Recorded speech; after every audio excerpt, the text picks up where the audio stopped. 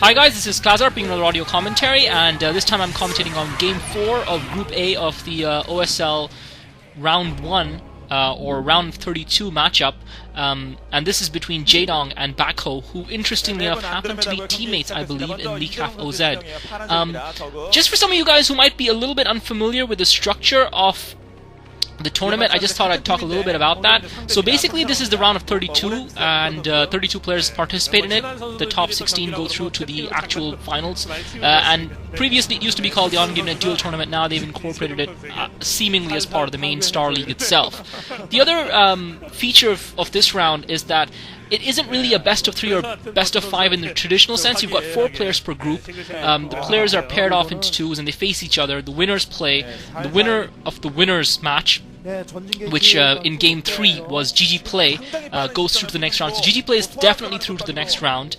These two guys are the losers of the first games, so they're going to play each other. And interestingly enough, Bako setting up a pylon in the middle of the map, so this is interesting. This is again Andromeda, I believe, and Bako going for some sort of interesting build here because he's built a pylon in the middle of the map. Looks like he might be going for some kind of zealot rush.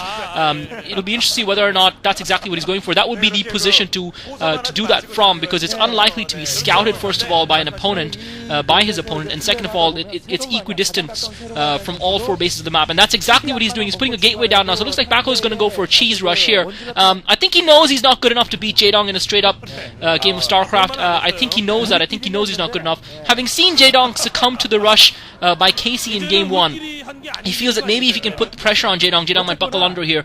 So he's now put the second gateway down. I'm really interested to see what sort of strategy Jaedong has adopted for. He doesn't look like he's chosen to expand as of yet, so maybe he's put the spawning pool down first. And Jaedong has put the spawning pool down, so Jaedong has gone for the perfect counter. Jaedong, just by pure chance and luck, has gone for the strategy that's going to help him survive this rush. Unfortunately for Jaedong, Bako is scouted correctly with that probe. So Jaedong just trying to...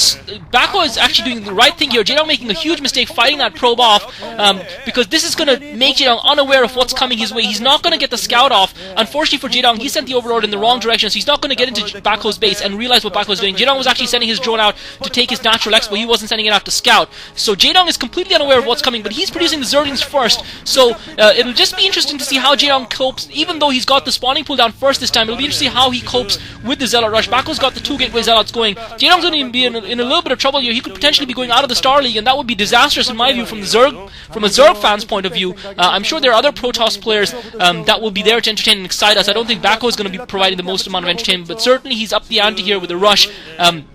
So Jaedong has produced those first Zerglings. I think that pro probably saw that, and Jaedong's going to see these Zealots here. So Bako has left those Zealots out away from in front of his gateway. So Jaedong has seen the Zealots, and looks like Jaedong has decided to counter and go for Bako's base because he knows he's going to be producing more Zerglings from his hatchery while he tries to actually block it. Okay, so he's decided to pull back. I thought he was actually going to go for a counter here, but he's not going to be able to stop these 2 Zealots from getting in, and they might very well do some damage to his economy. Jaedong now starting up the 3rd hatchery, deciding that since Bako has committed himself to this build, he might try and get a rush going. Bako very cleverly is going to actually use that ramp to his advantage. He's going to try and block Jaedong. So Jaedong and Bako not actually able to get that ramp. So Jaedong bringing the 6 Zerglings, buying himself the time. Bako's got the 3 Zealots. And Jaedong needs to try and stop Bako. Jaedong bringing a couple more Zerglings down. Bako doing a great job of microing his Zealots. He's trying to not... and he's actually microing very well. Jaedong's lost most of his Zerglings, and Bako has not lost a single Zealot. So brilliant micro by Bako. He killed about 4 to 5 Zerglings of Jaedong's, not losing any Zealots. So he has taken some damage from it, but that expansion's up now. A lot of Jaedong's Zerglings have taken some damage. He's managed to get a couple more Zerglings down. He's also got he's also trying to send a couple of drones out, and I'm not sure what he was doing there because he brought the drones and brought them back. So Jaedong is bleeding these Zerglings, and Bako's continuing to build up his Zealot force. Jaedong has not been able to whittle that Zealot force down. Bako microing perfectly, and I think Jaedong has made a mistake. I think Jaedong should have gone for Bako's base while he had that chance, and he did not do that. Hopefully he's built a sunken in his main because he's going to lose his hatchery now. Bako's built up a force of 6 Zealots. He's got 2 more coming. Looks like Jaedong is in huge trouble here. I don't know what's going on. This is completely unlike the Jaedong we saw last season, and perhaps that loss to Flash has really dented his confidence. So it looks like he's going to get at least 1 sunken up in time. But Bako's got a significant number of Zealots here. Bako trying to get some photon cannons up in his base. So Jaedong has got his main protected. He's got a hatchery in that, so he's bought himself the time. Bako cancels the forge as it was completing. Jaedong with only 3 Zerglings in Bako's base. He's sending more Zerglings around now, but Bako's bringing Zealots back to defend it. Jaedong trying to do some damage to Bako's economy. Bako's economy probably in a slight... I suppose you would say... Actually, it's difficult to say whether or not it's superior to Jaedong's, but Jaedong is in trouble having lost that natural expo, and now he's basically walled into his base by Bako's Zealots, but Bako's miscalculated here. I thought he was sending a couple of Zealots in to defend his base, but it looks like he's decided not to send them, and he's decided that he's got enough in his base in the terms of Zerglings. So he's got a couple of Zealots sitting there, and they're not actually killing those Zerglings, and Jaedong has got a couple more Zerglings, so he's going to try and take down a few more probes. He's got about 5 probe kills now, 6 probe kills for Jaedong, and he keeps those 5 Zerglings in Bako's base.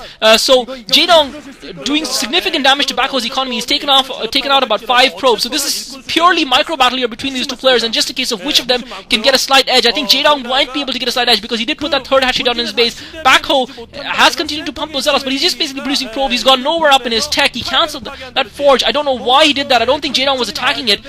So Bako cancelled that forge. So it's not even like he's going to get any upgrades down. Now he's putting that Nexus down, and I guess he feels that if he can contain Jaedong for long enough, he can reap the advantage of a superior economy and win the game. But Jaedong's going to have advanced tech, and Bako still hasn't started his assimilator. So Jaedong could potentially produce a group of Hydralisks and try and attack Bako before he can get any tech up and running. It's going to be a close thing either way. The key is that Bako has done no damage to Jaedong's economy. Bako now starting up another pylon. He's going to pump the